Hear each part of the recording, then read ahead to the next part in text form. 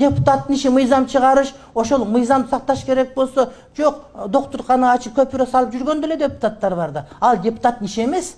Депутаттын иши адамдар канткенде бактылуу болот, ошого аракет кылып, Кудайга жага турган туура мыйзамдарды чыгарып, ошонун иштетилишин көзөмөлдөй турган орган да. Анан бирөөгө апарып суу алып берип, бирөөгө чай алып берип, анан бирөөгө мечит салып берген, ал иши бар анакы.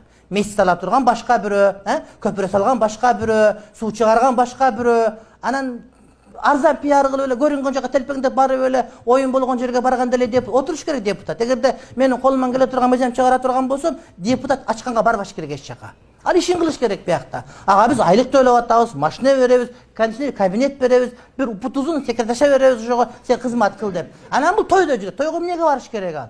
Ар ким ишин кылыш керек да. Мыйзам чыгып атат.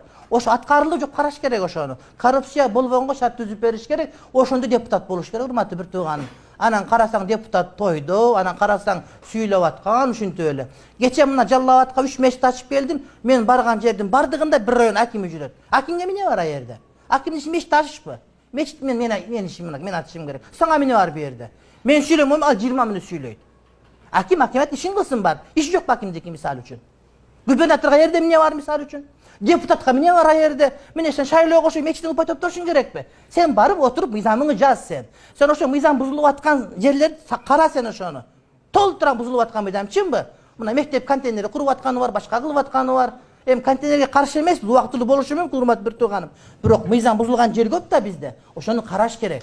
Даватчысын кылыш керек, молдолугун кылыш керек, депутаттын кылыш керек.